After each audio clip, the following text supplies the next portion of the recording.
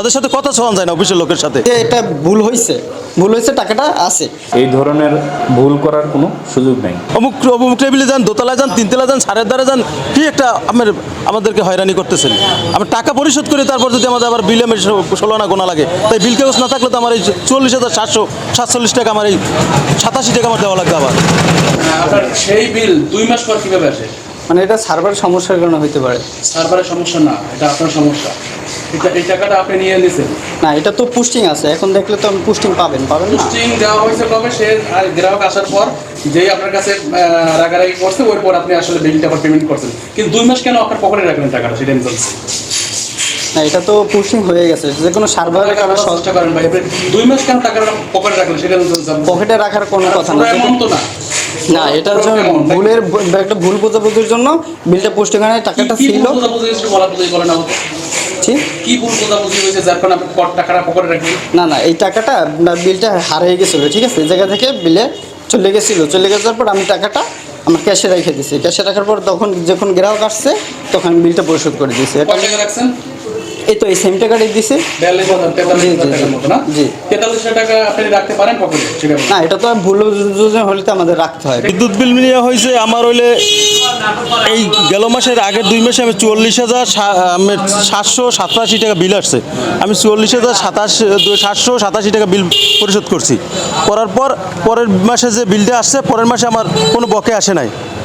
না আসায় আমি বিলটা এই মাসের বিলের লোক একসাথে দেবো, তখন আমার এই বিলের কাগজে দেখি আমি 70,000 টাকা বিল, যে আমার ওই পরিশোধের যে বিলটা এটা এখান থেকে কর্তন কাটা হয় নাই।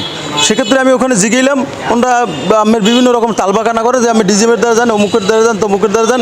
সেক্ষেত্রে দেখা যাইতেছে আমি ডিজিএমের কাছে যাওয়ার পর ডিজিএমের আমি ওখানে না পাই, এখন পর্যন্ত পাই না, আবার আমি যাবো ওখানে। কিন্তু আমার সচেতন মানুষই আমরা যদি শিল্প মিটার এই সপ্তাহে হয়রানি হই, বিল পরিশোধ করেও যদি আপনার কপি যদি আজকে আমার কাছে না থাকতো, তাহলে তো আমার এই 40,000 টাকা এই 40,787 টাকা আমার পকেট থেকে গোনা লাগতো।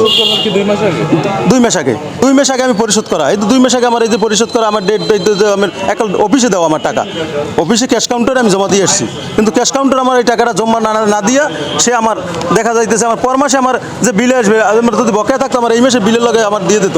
কিন্তু এই মাসে গেল মাসে যে বিলটা আসছে, সে বিলে আমার আসছে আমার দেখা যাইতেছে 15,824 টাকা।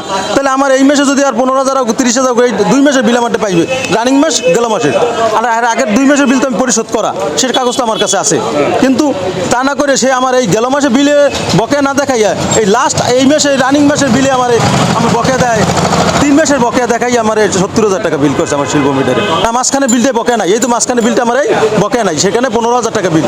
কিন্তু পরবর্তী যে এখন এই রানিং মাসের বিলটা আমার এখানে আসতে পারে এই 15,000 টাকা এটার সাথে যোগ হইতে পারে। কিন্তু অফিসে যাওয়ার তারা আমরা বিল করছে 31,747 টাকা বিল করছে। তাহলে আমার এই 44,000 টাকা আমার ফরফিট হয়ে যেত যদি আমি এই কাগজটা খুঁজতে না পাইতাম। আর তাদের কাছে গেলে তো আমরা কোনো ভালো ব্যবহার পাই না।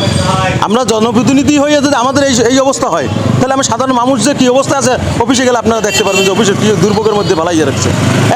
আমার এক যন্ত্রণা আছে, বিল উড়ে বেশি। বিল তো অফিস করে সবসময়, এটা তো অহরহ আছে, আপনারা তো না গেলে এগুলো বিষয়গুলো বুঝতে পারবেন না। এই ভুক্তভোগী অনেকে তো আমি বলেন আজ কোথায় যাবে, কী করবে, এটা তো দিক বেদিক হয়ে। এবং এটা তদন্ত করে যদি কেউ এরকম ভুল হওয়ার সুযোগ নাই, যদি কেউ এরকম ইচ্ছাকৃতভাবে কারো ভুল থাকে, তার বিরুদ্ধে আমাদের যে প্রচলিত চাকুরি বিধি আছে, চাকুরি বিধি অনুযায়ী অবশ্যই প্রশাসনিক ব্যবস্থা নেওয়া হবে।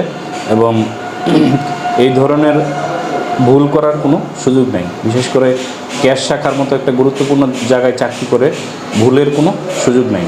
যদি সে ইচ্ছাকৃত করে ভুল করে থাকে তাইলেও ব্যবস্থা নেওয়া হবে, অনিচ্ছাকৃত করে যদি ভুল করে থাকে তাইলেও তার বিরুদ্ধে আমাদের যে চাকুরি বিধি আছে, চাকুরি বিধি অনুযায়ী প্রশাসনিক ব্যবস্থা নেওয়া হবে। রিডিং অনুসারে আসলে আপনাদের বিলগুলো আসে না? আসলে মিটারের কাছে না গিয়ে রিডিং করার আমাদের যারা দায়িত্বপ্রাপ্ত আছে, আমাদের এখানে 23 জন মিটার রিডার কাম মেসেঞ্জার আছে, তাদের প্রত্যেক মাসে একবার করে গ্রাহকের বাড়িতে রিডিং করে আনা এবং একবার করে বিল পৌঁছে দেওয়া, মাসে 2 বার যাওয়ার কথা। যদি কেউ এরকম না যায়, না গিয়ে ঘরে বসে রিডিং করে, তাহলে এটার কোনো সুযোগ নেই।